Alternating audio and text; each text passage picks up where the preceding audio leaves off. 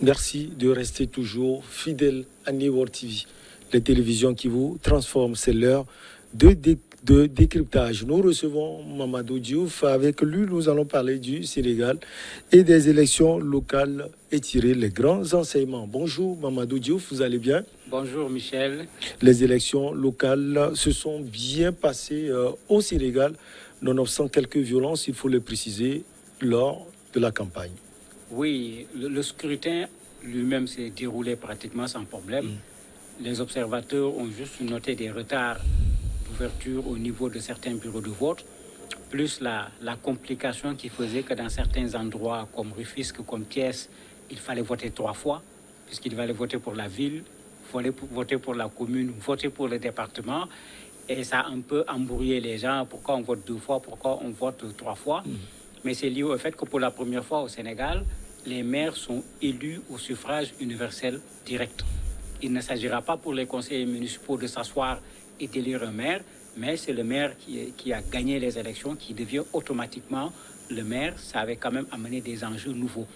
Il y a eu également des actions de la société civile, des organisations religieuses, puisque les organisations religieuses ont même proposé un code de bonne conduite en quelque sorte pour demander aux partis de venir signer pour qu'il n'y ait pas de violence avec ces élections. Et il y a également l'appel de tout un ensemble d'organisations de la société civile qui disaient aux gens non, ce sont des élections, qu'on aille à des élections, qu'on laisse les populations s'exprimer, que le vainqueur accepte qu'il est le vainqueur et que le vaincu accepte de féliciter le vainqueur. Heureusement, c'est ce qui s'est passé. Beaucoup de vaincus n'ont même pas attendu qu'on dépouille l'ensemble des bulletins de vote. Quand ils ont compris que les carottes étaient cuites, ils n'ont pas hésité à prendre le téléphone, à appeler le vainqueur pour le féliciter. Et je crois que c'est ça qu'on appelle des élections, tout simplement. Politiquement, Mamadou, quels sont les grands enseignements de ces élections municipales au Sénégal? Le premier enseignement, c'est que malgré les reports, parce que leur mandat était terminé depuis fort longtemps, le pouvoir n'était pas en très bonne position. Malheureusement, les reports ont créé davantage au pouvoir parce que la contestation du pouvoir a augmenté. On a vu ce qui s'est passé en mars 2021. Et mieux, cette contestation, les partis l'ont organisée en se mettant ensemble.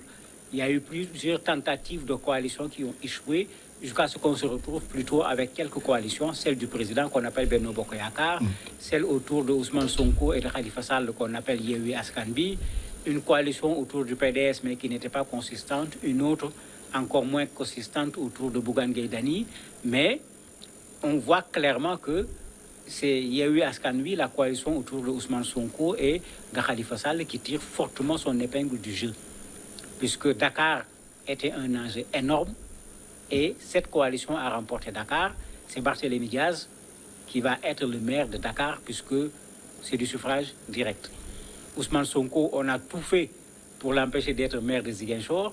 C'est lui qui sera le maire de Ziguinchor puisqu'il a remporté les élections. D'ailleurs, l'ancien maire l'a appelé au téléphone pour le féliciter. Un autre enseignement à Guédiawaye, là où était le petit frère du président de la République, il a été gagné également au niveau de Guédiawaye. C'est la banlieue, mais c'est un truc extrêmement énorme. C'est un véritable vivier sur le plan électoral. Maintenant, l'opposition avait dit clairement que c'était la première partie, pour ne pas dire la première mi-temps, pour l'élection présidentielle. Maintenant, si c'est la leçon qu'il faut tirer, il faut dire clairement que le président Macky Sall, s'il s'aventure à faire un 3e mandat, il part perdant. S'il a un dauphin, il part dans des conditions extrêmement difficiles. L'autre enseignement qu'il faut tirer, c'est que plusieurs ministres étaient candidats, des DG, des PCA, et qui ont fait campagne avec force en sortant les moyens de façon énorme.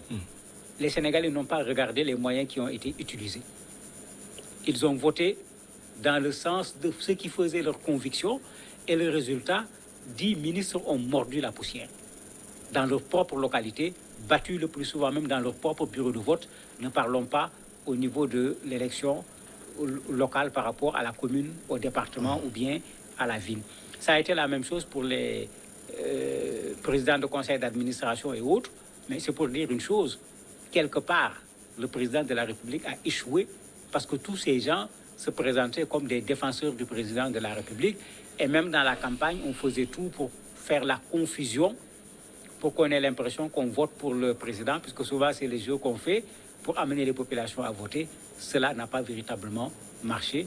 On l'a vu, on n'a pas encore tous les résultats. C'est vrai que le parti présidentiel garde quand même un certain nombre de communes, mais Yewwi Askan Wi a fait une véritable sortie. Un autre enseignement, Kaolack est en train d'être gagné par quelqu'un qui n'est d'aucun parti politique.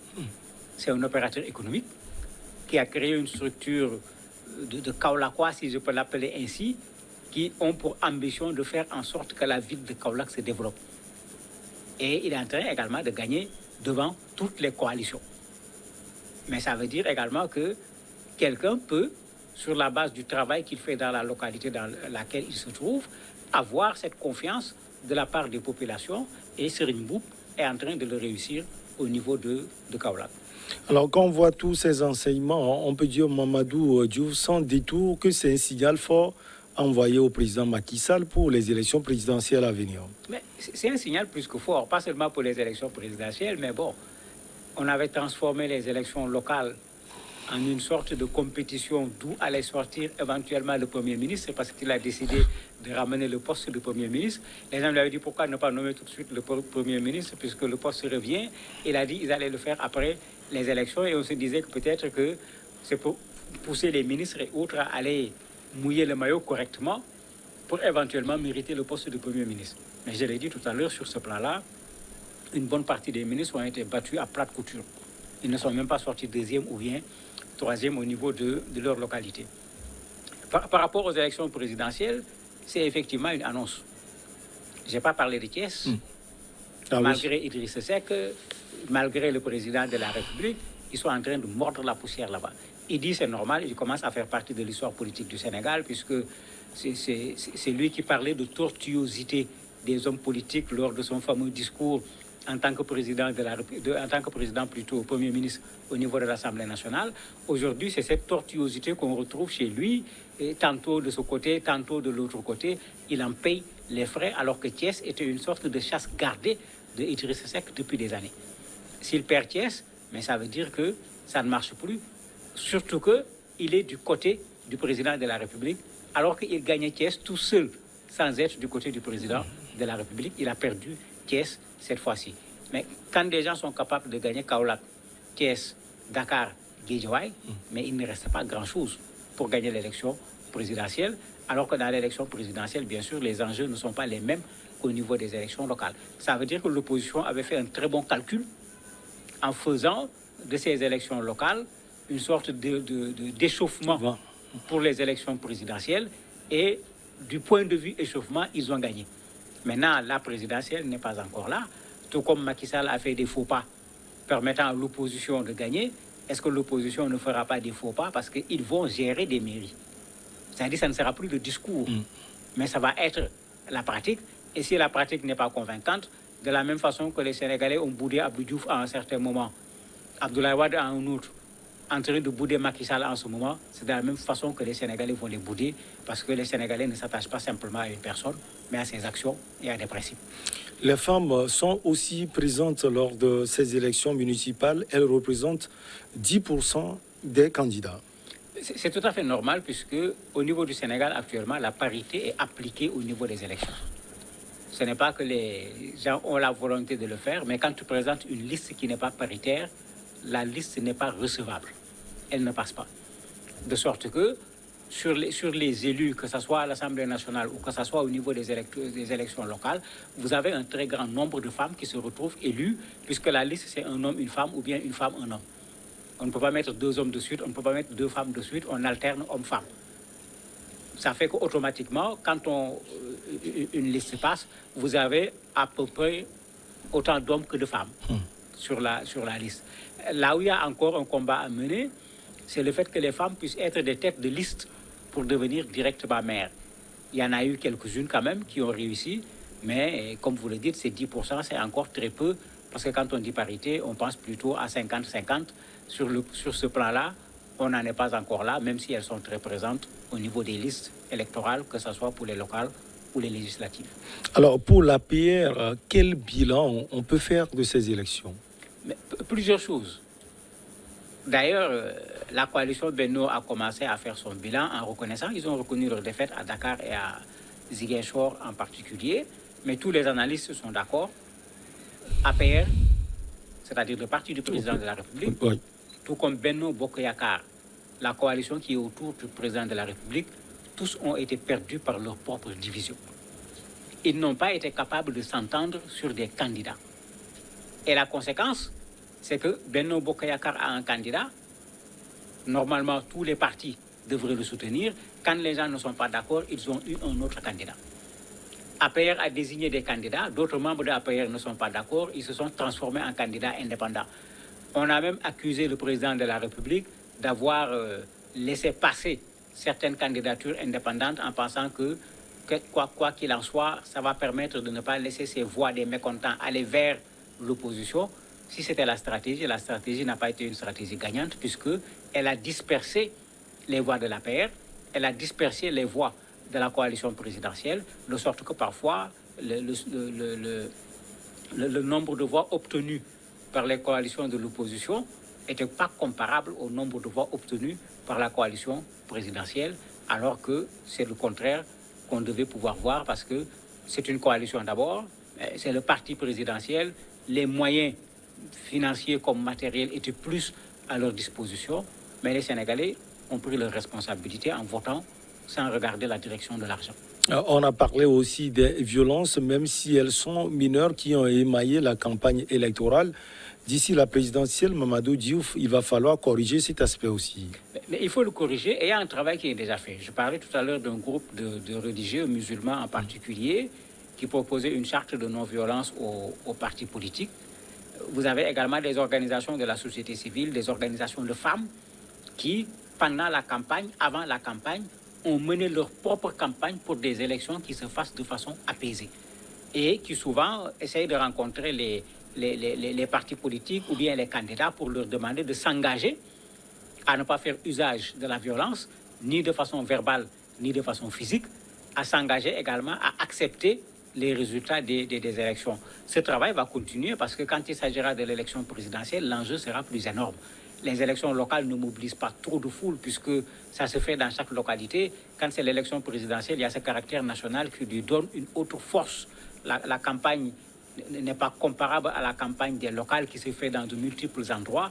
Ici, c'est d'énormes meetings que les gens organisent et vous voyez, si des caravanes se rencontrent, ça peut créer des problèmes.